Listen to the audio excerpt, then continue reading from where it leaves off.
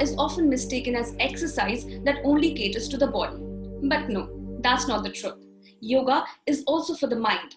The universe of yoga is endless. It speaks of asanas, pranayamas, mudras, meditation techniques that have several benefits from their practice. Yoga helps in improving balance, strength, endurance, and aerobic capacity. It can also boost your memory, self-esteem, thereby reducing the stress and anxiety. Today, we are celebrating International Yoga Day, and to join us, we have yoga instructor Abhishek Otwal. तो stress के बाद हम बात करेंगे immunity boosting की. हमने पहले भी आपने ये वर्ड मेंशन किया है. So this particular immunity system is very important for us, especially during the time when COVID virus is spreading so rapidly and is affecting so many of us. So can we build or strengthen our immunity through yoga asanas? ऐसे कुछ योगा आसनास हैं जो हमारे immunity system को build करने में हमें help करें? अगर ऐसे हैं तो क्या आप हमें कुछ दिखा सकते हैं? एब्सोल्युटली योगा आपको हेल्प कर सकता है आपकी इम्यूनिटी बूस्ट करने के लिए, और उससे बहुत सारे बेसिक आसन हैं जो आपको इम्यूनिटी बूस्ट करने के लिए आपके लिए बहुत ज्यादा हेल्पफुल है. तो मैं स्टार्ट करते हैं हम पहला कि बेसिक आप अपने ब्रीदिंग से शुरू करते हैं इम्यूनिटी बूस्ट करने के लिए, क्योंकि योग में पेंडेमिक के अंदर आपको अपने लंग्स अपने ब्रेथ का बहुत ज्यादा ध्यान रखना है. तो बूस्ट करने के लिए सबसे पहले कि आप करते हैं कपाल भाती से स्टार्ट. कपाल भाती के अंदर होता है क्या, बेसिकली आपको एक्टिव एक्सेल बाहर करना होता है और इनहेल पे फोकस नहीं करना होता. वो पैसिव इनहेल हो जाता है, बस आपको एक्सेल पे फोकस करना है. तो जिसके अंदर अगेन अपने हाथों की मुद्रा बनाएंगे आप. एक लंबा गहरा सांस भरा,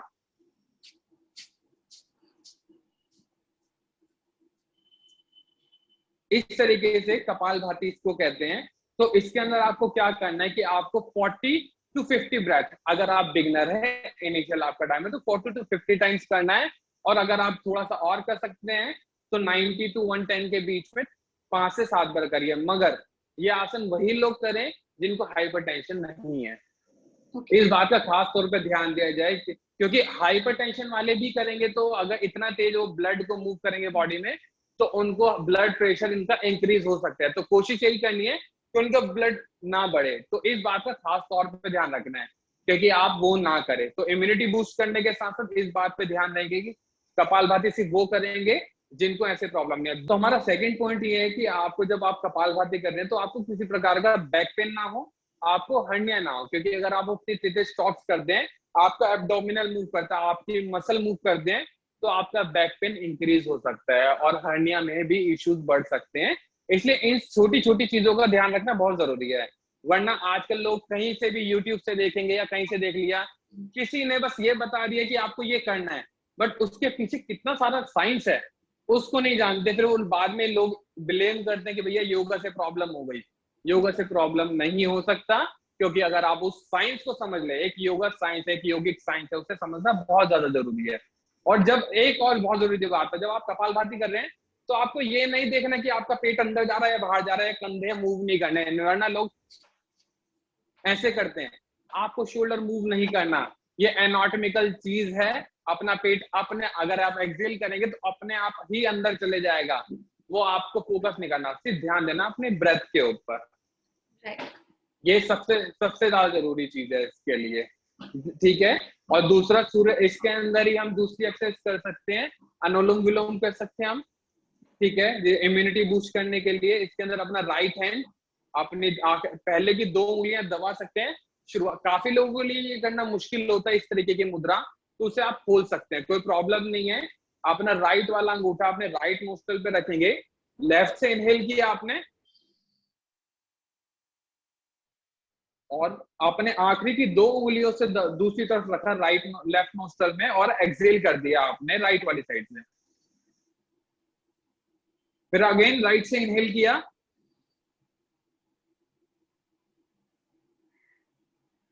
और लेफ्ट से आपने एक्सहेल कर दिया.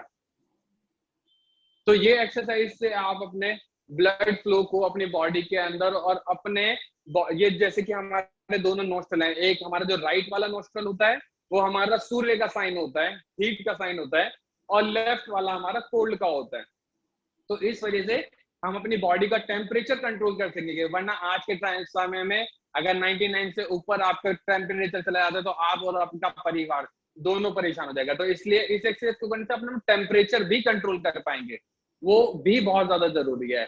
तीसरी एक्सरसाइज हम इसके अंदर कर सकते हैं स्ट्रेस से थोड़ा सा दूर रहने के लिए, कि आप इसके अंदर अपने ओम चैंट करेंगे। डीप इनहेल के साथ आप ओम चैंट करेंगे, हाथों की अगेन ज्ञान मुद्रा में रखिए और गहरा लंबा सांस भरेंगे। ओ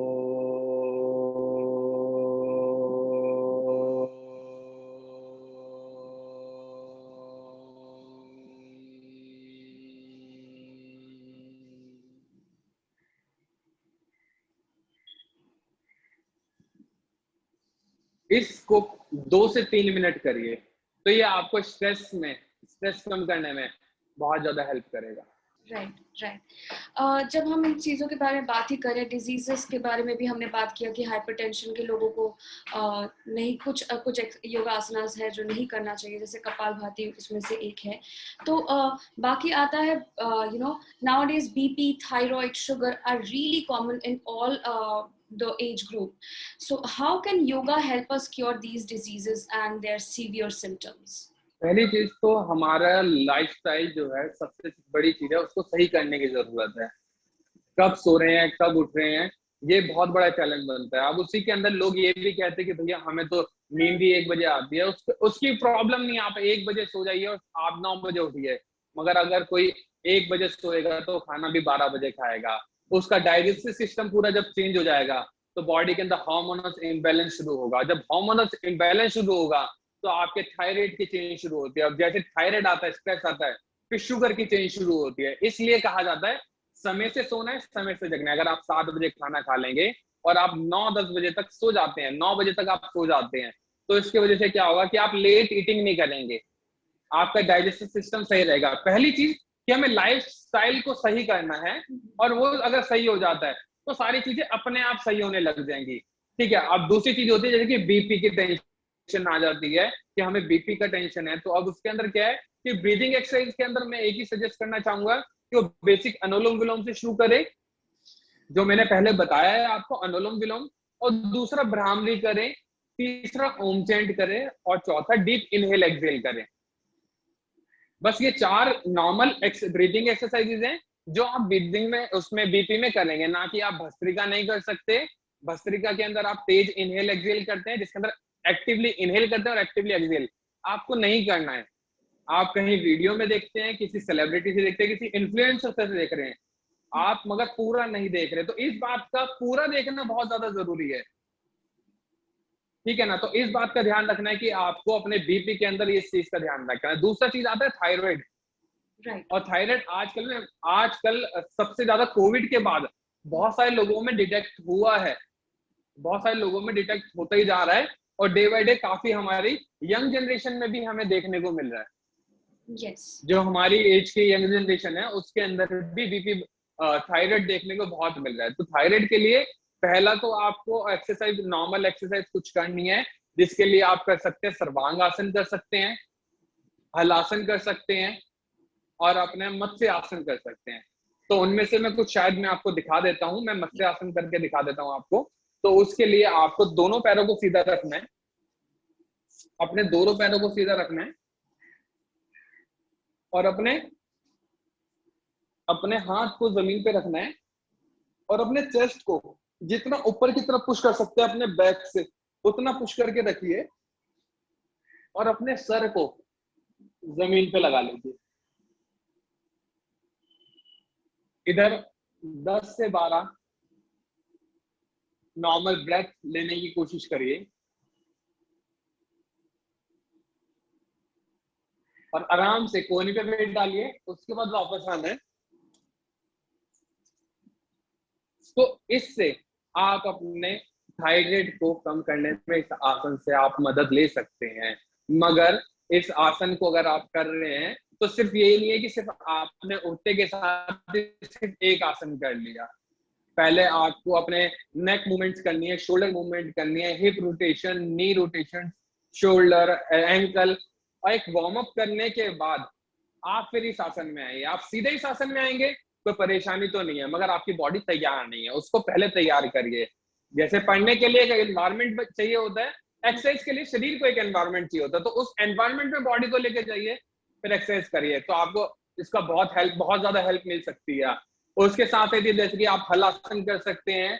अब हल आसन करने के लिए या आपको दूसरा एक और आसन है, तो इसमें प्रॉब्लम क्या आ जाती है कि अगेन अगर आपको हाइपरटेंशन है, अगर आपको हाइपरटेंशन है या बैक पेन है, तो आप हल आसन या सर्वांगासन नहीं कर सकते। ठीक है, तो इस बात का जरूर ध्यान रखिएगा कि आप ये दोनों आसन कर तो सकते हैं, मगर ये तभी करिएगा जब आपका शरीर उस तरीके से रेडी हो। बैक पेन है तो आपको बैक पेन वाली वो बेसिक एक्सरसाइज जो होती हैं, योगासन होते हैं, भुजंग आसन और क्या नाम है अपना शलभ आसन, इन सब आसनों को करने के बाद स्पाइन को स्ट्रॉन्ग करिए, फिर आप उसको रेडी हो जाएंगे। मगर आप सीधा कोई बैक पेन है, कोई प्रॉब्लम है, स्टिफ शोल्डर्स हैं, तो कोशिश करिएगा कि आप धीरे धीरे जाएं। सीधा आपने हल आसन कर लिया, फिर अगेन आपको बैक पेन बढ़ सकता है, तो इस बात का ध्यान रखना होगा। और दूसरा क्या था? नहीं, शुगर शुगर सॉरी, मैं क्वेश्चन भूला।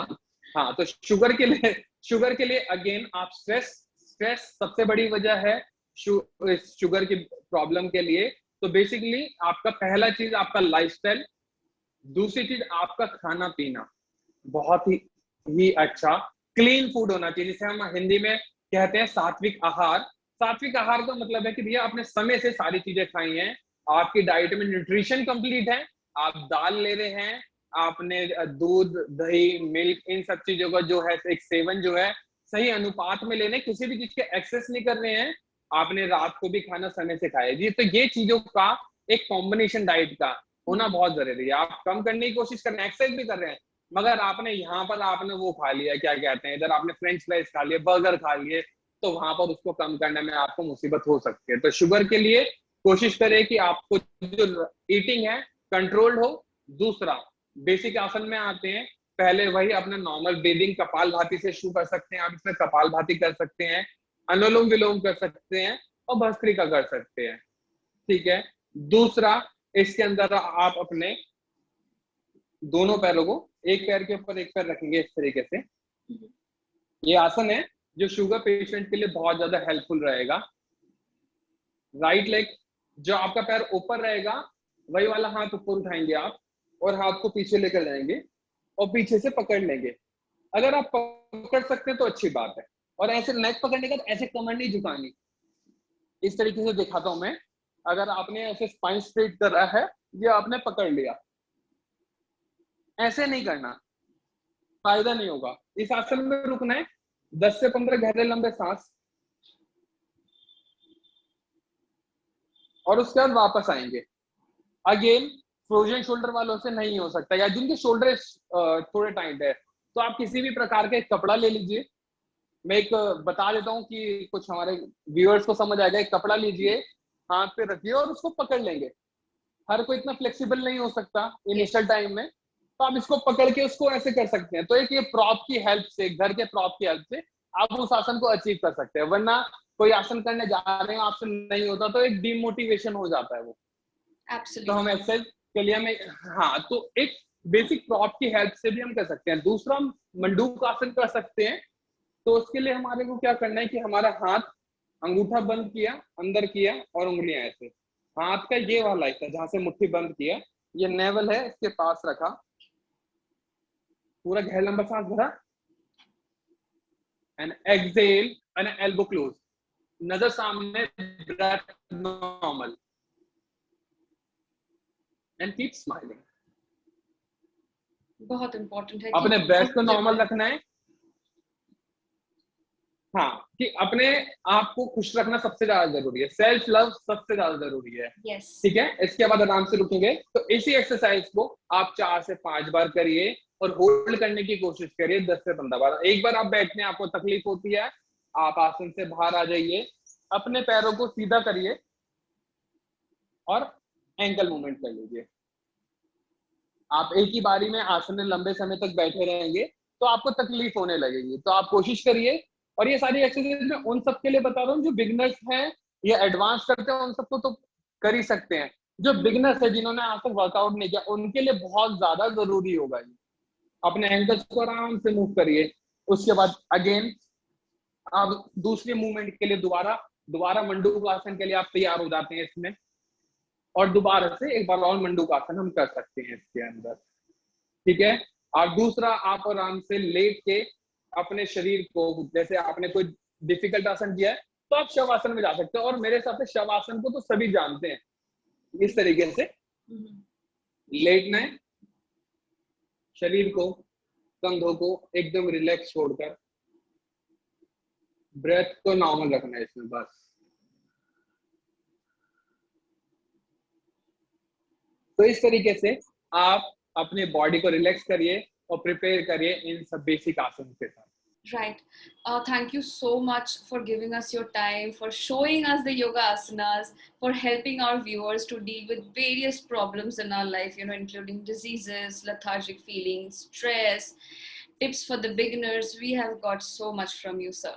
Thank you so much for coming, for to come and celebrate with us the Yoga World International Yoga Day. Thank you so much. Thank you so much.